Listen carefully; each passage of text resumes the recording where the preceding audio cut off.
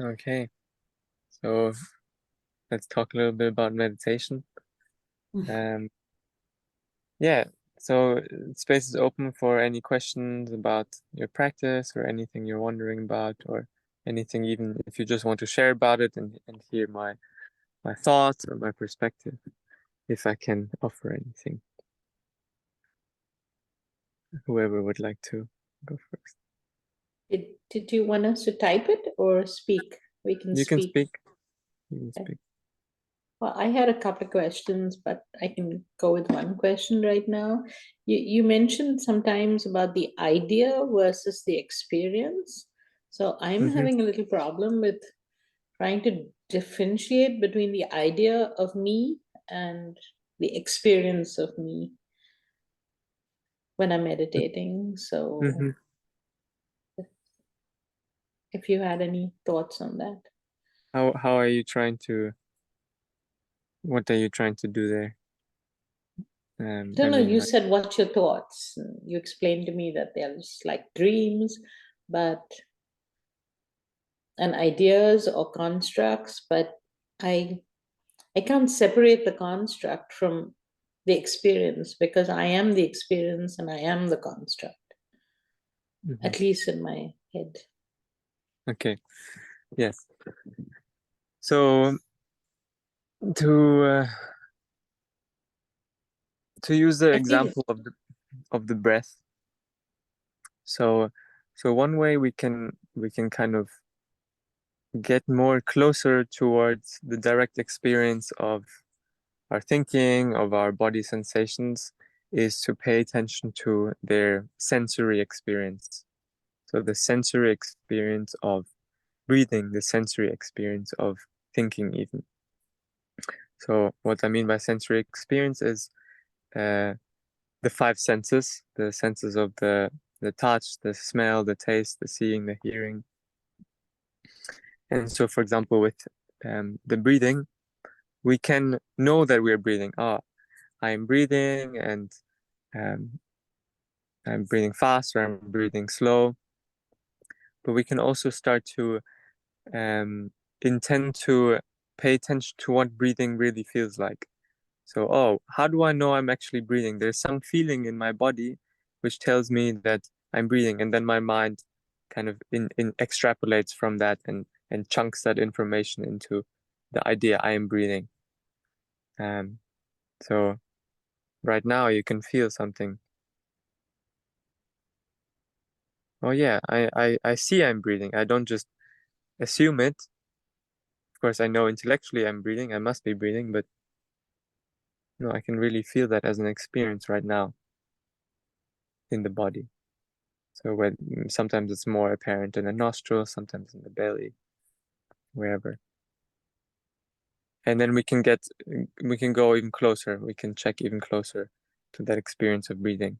So, okay, what does the in-breath feel like? What does the exhale feel like? Within the inhale, within the exhale, what are the different feelings within that? What is the sensation of the change between inhale and exhale? Is there a pause? So then we are going more towards the experience of breathing and not so much just staying in the idea of breathing. Because I can sit here and just think, I'm breathing, I'm breathing, I'm breathing, but then I'm not really trying to pay attention to the experience of it. And so likewise with the thinking, so thinking is a little bit more difficult because it's tricky.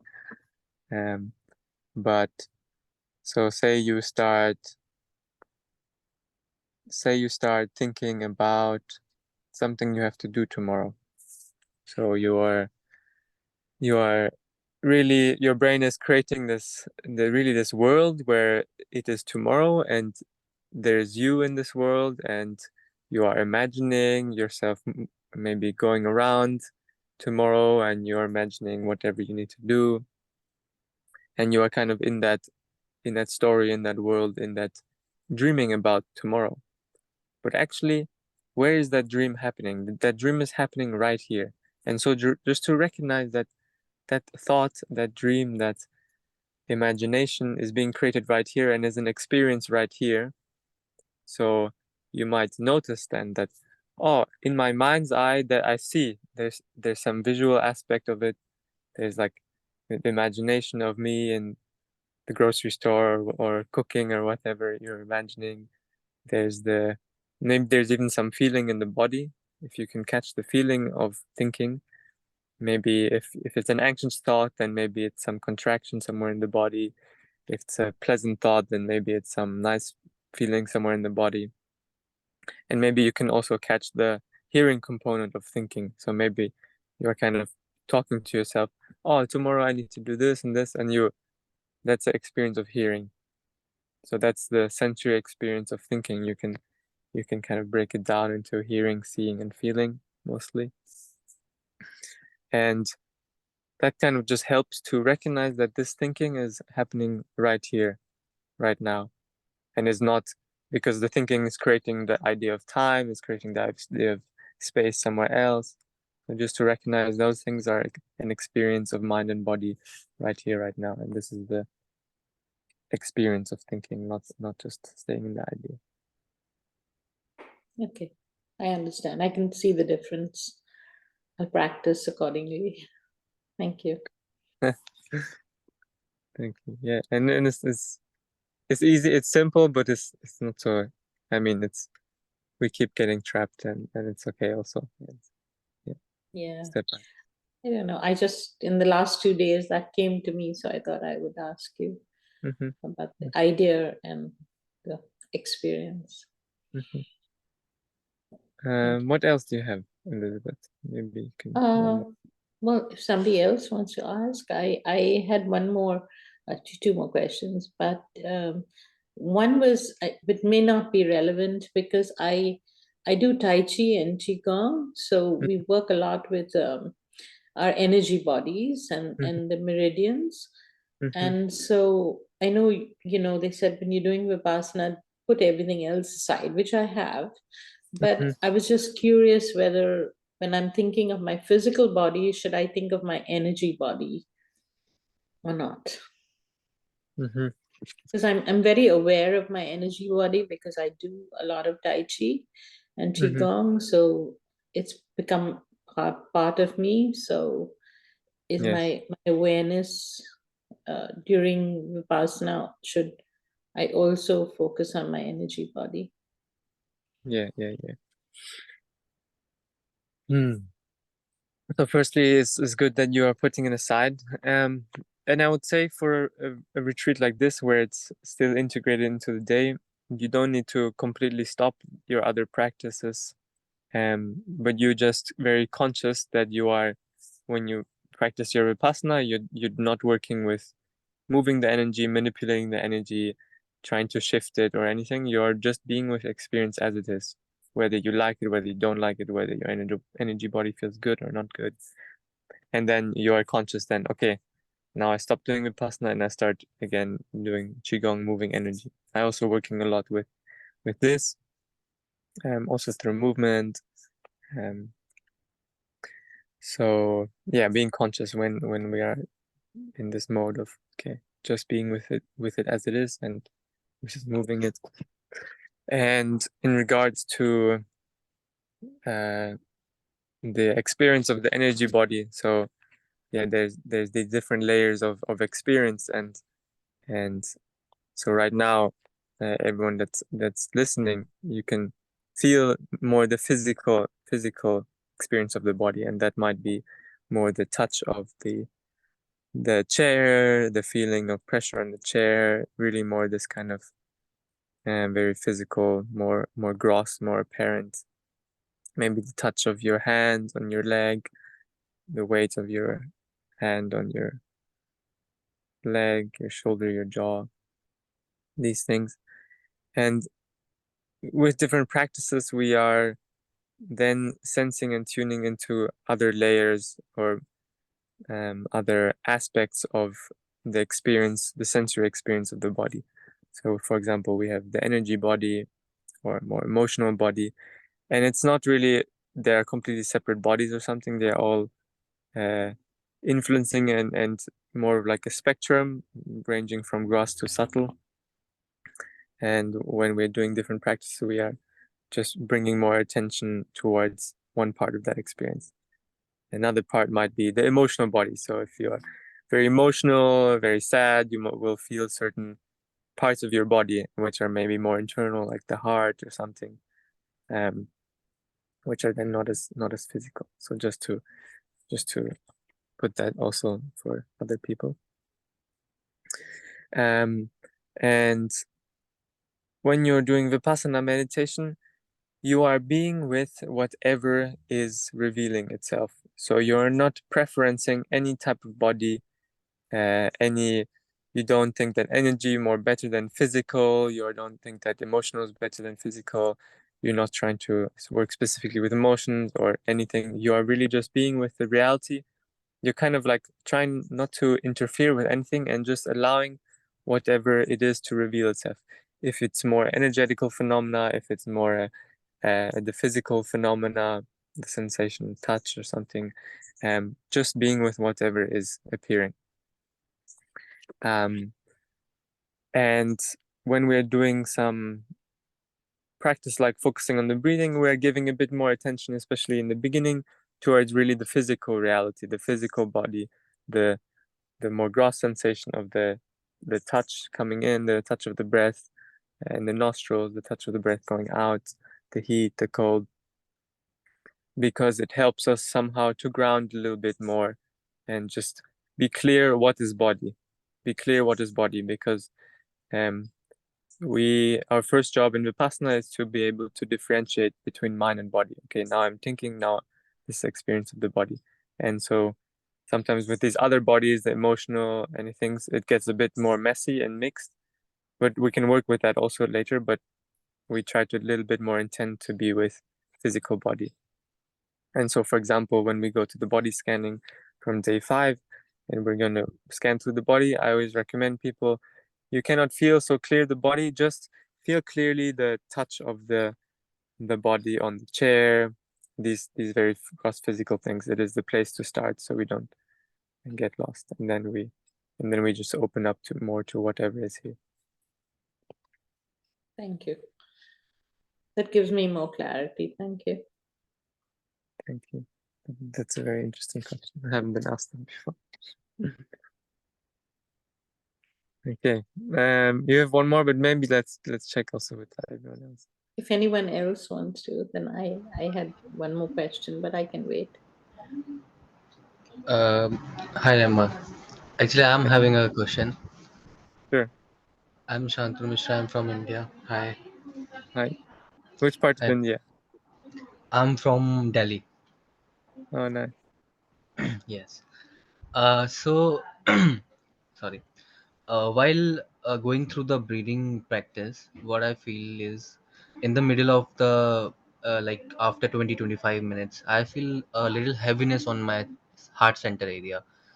That heaviness is very huge. It feels like a little bit of anxious heaviness I feel. Then I do not put my attention on that heaviness. I still put my attention on the breathing, and I do the breathing. I go with the breathing, but that heaviness which stay for like 5 to 10 minutes, or maybe it stay for the whole session, for my whole 1 hour session. So I just want to understand it, like why or how or what it is actually. What does it feel like? It's feel like little heavy, like when we lost somebody, or when there's some emotional trauma we go through, we feel some heaviness on the heart. It's the same heaviness I feel while I was doing my today's session or last day session. You feel some emotion also? uh Not Sad? particularly, like not like even if I do, I can't like I can't explain it to you. My mean to say is, I can't tell you whether I was feeling emotions or what. It's just the heaviness I was feeling at that time, and I just put my attention back to my breathing. Okay. Nice. Yeah. And is it here right now? No, no, not right now. Okay. Okay. So so yeah, different feelings, sensations will come and go in the background as you're being with your breathing. and I like your approach. You are not trying to push it away. You are not trying to investigate it deeper or something. You are just recognizing its presence, recognizing as it comes, as it's staying, and then at some point it going again. Sometimes in the end of the session, sometimes still during the session, and you're just recognizing this, and you don't need to solve it, and um, you don't need to think about it. You don't need to investigate it. You don't need to make it go away. You don't need to make it bigger or something. You're just recognizing it and then letting it do its thing. And this is like, more this physical component. It's not so important in Vipassana to try and identify, to try and tease apart what is the story, what is the memory, what is this from, where is this from, why is this happening. It's not so important in Vipassana. Actually, I We're, was actually doing the same. I start investigating after my session, like why it was happened, why, through what it is related to, and something like that. Yeah, Mhm, mhm. exactly. Yeah, nice. So after the session, you can do that, whatever is your interest there. But during the session, we have this approach of just as it is. We're observing. We don't care to change. We don't care to investigate it. We are really just working with the level of awareness and acceptance of the thing and cultivating skill without needing to know what it is. Great, great, great. Okay, got it. Yeah, Thank you, um, thank you, Rimar. yeah, no problem. Because maybe an extension of that is we are when we are trying to investigate it, when we are trying to work with it, there's always some part of us which is a little bit. There's going to be some part of us which is either wanting it to be there or wanting to solve it or wanting to make it go away, or there's some kind of intention, there's some kind of uh, desire to change it or desire to work with, or even some desire to there's some idea that is being used in that moment to work with the sensation, work with the feeling. There's some idea which is not being seen, and it will cloud some perception, some kind of seeing clearly of the experience. And so in Vipassana, it's really the importance is always to give priority to just mere awareness of the experience.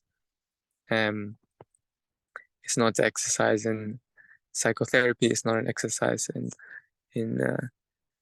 working with any emotional body. It's just the exercise in pure awareness.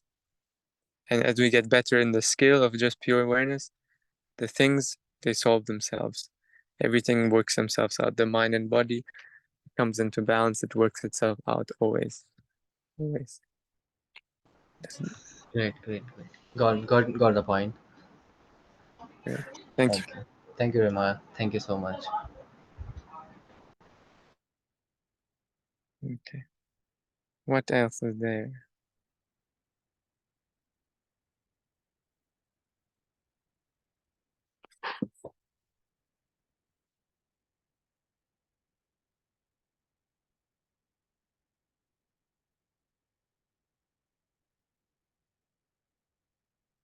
Don't worry if your questions maybe seem silly or you are a bit afraid to ask or something. You don't know if it's important. The best questions are just honest questions, asking from what you're wondering about, and this is the best.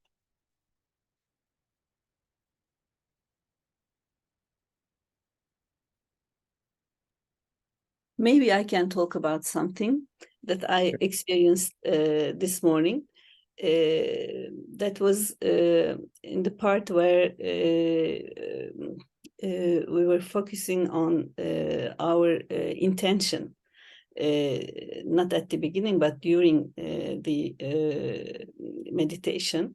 And I really felt very uneasy, and it was difficult for me to be there, because I had the same experience when I decided to start this course. it was difficult for me to formulate an intention.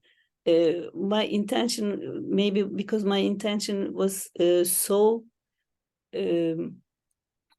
simple. I just want to experience it, and that searching for an intention was a bit making me anxious. Well, I don't know if this experience has some meaning, if this is something to think about, if there might be a question, but I really, I don't want an intention. Yeah. Mm-hmm. Great. Yes, I like what you say.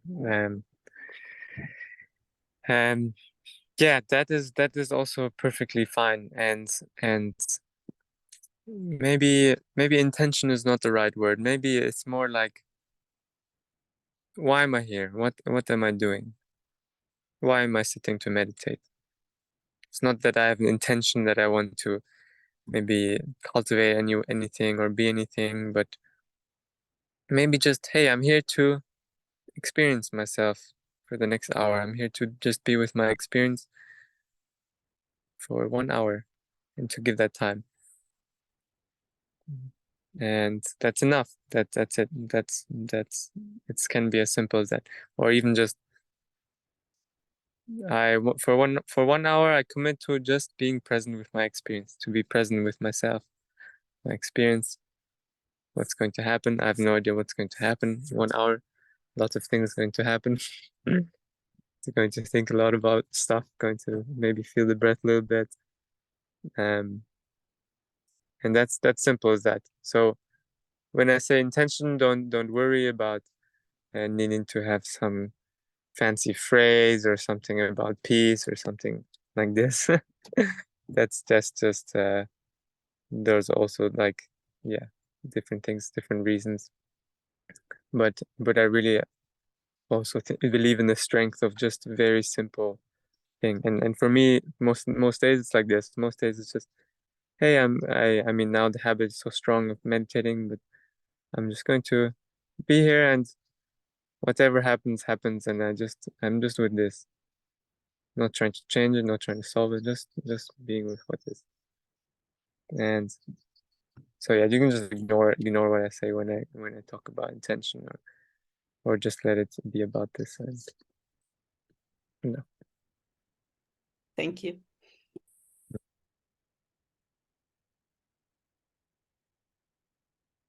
Do you have something else, Nilofer? No, that's all. Thank you. Okay. Barbara, how are you today? I am good, thank you. I don't really have any questions. I'm really enjoying it, and I just love to sit and see what happens. What I did notice is that the earlier I do the meditation in the morning, the easier it is for me. Mm-hmm. Mm-hmm. Because I have more things later on, or then more things come up, or I need to do this or I need to do that. But if I do it really early when everyone is asleep and there's no one that could need me for any reason, it's easier. And maybe the hour, I don't know, the 6 o'clock in the morning, it's like the best time for me, 6:30. Mm-hmm. Mm-hmm. And what is the experience of easier versus harder?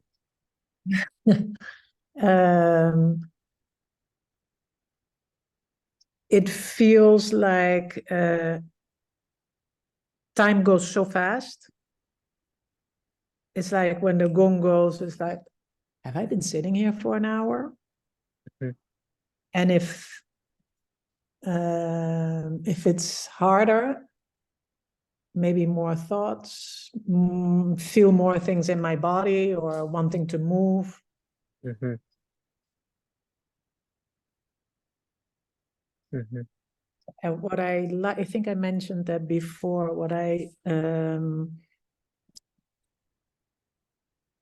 you mentioned, I think, well, you mentioned it several times, that everything is okay, it's fine, that was like such a, oh yeah, okay, I don't need to do anything, because my whole life I've been just so trying so hard.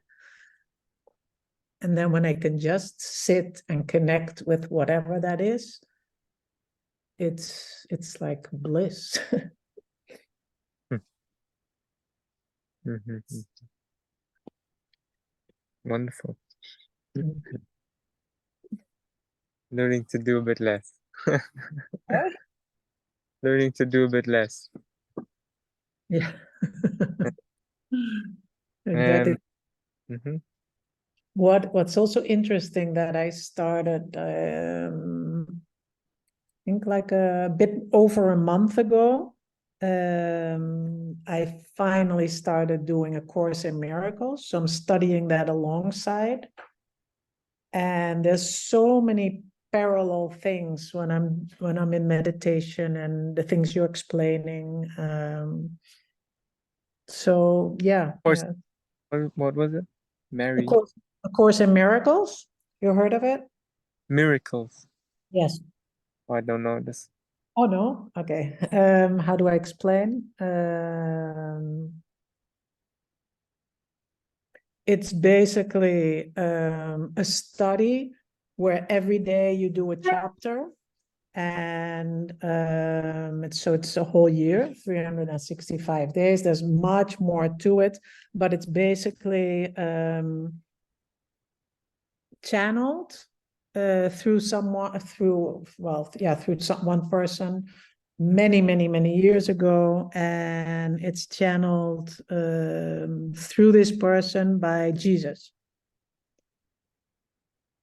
And at the same time, I'm also reading an autobiography on him, and it's making so clear, and it's so similar in the way that what you're saying on, you don't need to do anything, everything is okay. If you get into thoughts, it doesn't matter. It's so forgiving. You just come back, and yeah, it's very similar. It seems like I'm doing a lot, but it doesn't take up a lot of time. Just reading a little bit and doing a lesson a day. Mhm. Yeah, wonderful. Yeah, it's always nice to explore these different other things alongside the Vipassana practice. I myself also do that, and it always, provides inspiration, provides curiosity, different conceptual framing. Sometimes the Vipassana language and approach is very dry. It's very just sit down, observe your experience, pay attention to your breathing, and it's really has value. This kind of like dry, almost technical, like just sit down and do this. Like don't put anything extra there. And very wow, the Theravada Buddhist framework has so much this technical clarity and this kind of like instructional here's how to kind of become better at the art of living, and here's a technique for it, and very like this. So Yeah, sometimes very it's practical. so sometimes it's super nice to complement that with other things, and also the opening to the mystery, the magic, the miracle of it, if you're interested in that. And but then for sure to also make sure that we're not clouding that technical clarity. We're not bringing too much in extra. We're not trying to make some certain types of experiences happening during the practice. But we're really working with this really simple task of awareness, and always prioritizing just being aware of the thing, the experience. Yeah, and for me, it's also like taking it into my day. Before, meditation for me was, okay, I have to sit in the morning because then I can, take it along my day and I'll be okay. And now it's more like, okay, I'm finding more my truth, what works for me. Not like, okay, I'm going to listen to someone. No, it's my experience. Mm-hmm. Know exactly what comes up. And this is why it was so nice when I found your course, because I heard several people actually say like, oh yeah, I've done a Vipassana. Oh yeah, I know, it was very good. And when I asked, what did you get out of it? They mentioned a few things, but then life goes on. And for me, this was so nice. How do I fit this in daily life? Mm-hmm. I can imagine that after this, I would continue doing the hour in the morning and the hour at night, becoming more routine. Not, okay, I do 10 days intense and then I go back to normal again. Mm-hmm. Mm-hmm. I'm Mm-hmm. enjoying it a lot. Yeah, for sure. But I definitely want to say that the deep dives are super good also. They're really great at giving you a deeper feel, a deeper appreciation for what the technique is, for what when the mind is quieting, when the body formations are quieting, to get a more subtle understanding of the nuances of the technique. Because in the retreat, in the 10 days, you will, when we're meditating, we are always using different ideas to meditate, and those ideas will, at some point, as we're going deeper, will somehow create some frictions, create some inconsistencies, which will have to be faced, where we have to really keep looking at honestly at ourselves, how we are meditating, what we're doing, what kind of ideas we're using to meditate, and because holding on to those ideas will create some sort of suffering at some level, maybe very subtle, and we keep going deeper, and we keep getting a more nuanced feeling for the technique, which we can then also bring into the daily life. For sure, the concentration drops, the level of mindfulness drops again, but there's also an appreciation and a depth there, and it's also a trust, a kind of faith that this is working, because with extra time it goes into that direction. So we kind of also seeing a few steps ahead on the path, let's say, where this might go. And so I always find it very helpful and very invigorating also for my day-to-day practice when I make one of these retreats. But for sure, it's always about integrating it back into the life. And one more question: how can you join a 10-day intense course if you're a complete beginner? It seems to be full, like everywhere. Yeah, they're really popular now, those Goenka retreats. You have to kind of sign up 3 months in advance via the dhamma.org website, and kind of checking like when the courses the registration is opening, and then really signing up on the same day as that. And also, like, depending on the country, some are more overpopulated. Like, for example, Germany, there's one fixed center for 80 million people, so it's like very difficult. But then I was in a center in Belgium. Usually they have more spots. I think in Poland they have more spots also. There's many centers in every country. Yeah, that's the trick then, long in advance. Yeah, 3 months I think is usually around the registration opens. Great. But there's also other types of Vipassana retreats. There's not only those 10-day ones. There's different ones. So if you Google like your country and Vipassana meditation retreat, there will be different, maybe other traditions, and usually if it's Vipassana, I feel there's a certain quality which is going to be good with that. And then I have one more question while I'm at it. Sure. Here in Mallorca, there's something, it's like a group that's called Kadampa. Yes, I think I heard. And Rigpa, there's all these different variations. I was there a couple of times. It's just a bit far for me every day to go, and I do meditations. And how come all these different things develop? That's just people that. How come all these different things develop? It's just people, humans being humans. Yeah, I guess people have different experiences and different. They got there in different ways, and then they share it in their way, and it's beautiful that there's these different ways, different methods. We're all so different, so for some people it doesn't. The Vipassana doesn't work for all people. It's for some people it's too dry. It's too kind of like, yeah. It's very difficult for people sometimes to to really sit, to be with that, or the dryness of the technique. So there's different things out there, and to for me, Vipassana is always there. This purity of it, this kind of simplicity of it, the dryness of it, even the reductionist thing of it is so valuable for me. And then I also try other things, and I have periods where I do some months of something a bit more, which then helps me maybe even get a different perspective on the practice.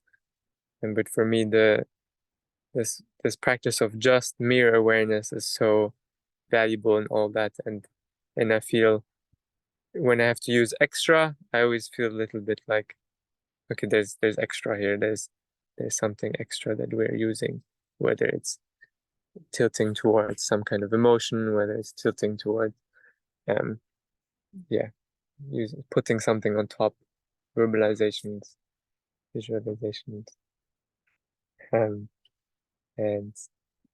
yeah, for yourself, I guess you just try things, and you see what works for you. You honestly look, how is this helping me? What do I feel about this?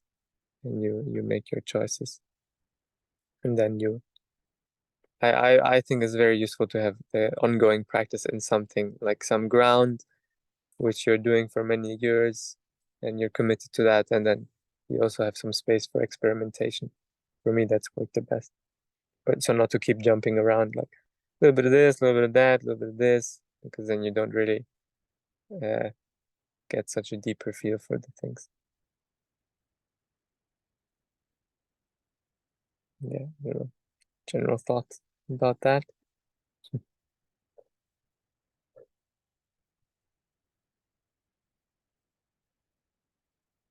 But I think also, if I may add to that, I think also the deeper one goes, and the deeper the people's experiences are who are sharing these techniques, it all leading to the same thing, like what words they are using on the way, what the entrance point is, where the entrance point is more love or emptiness or thing, that they're all, the deeper one goes, I feel the more one has to drop anyway, the different things, and the more it becomes non-conceptual and just the experience of it.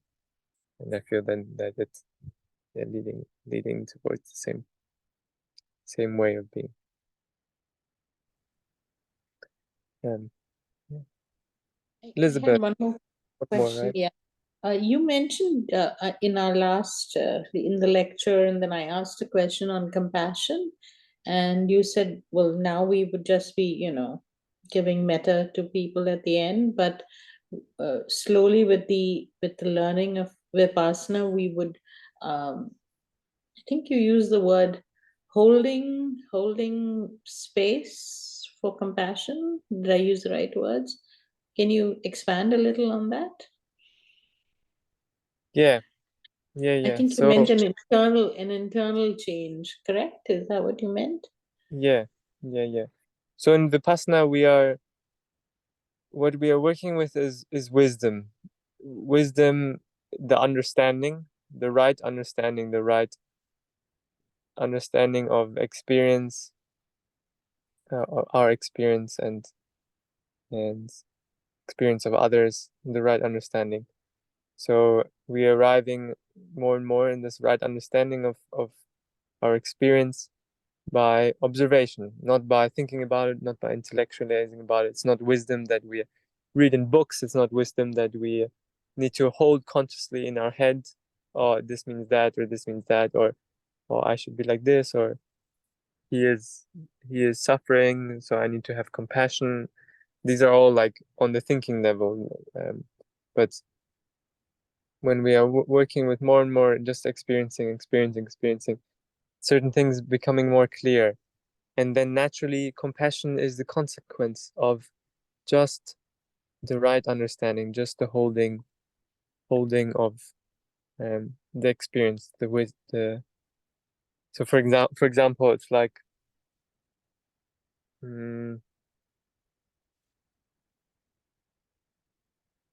it's like you are seeing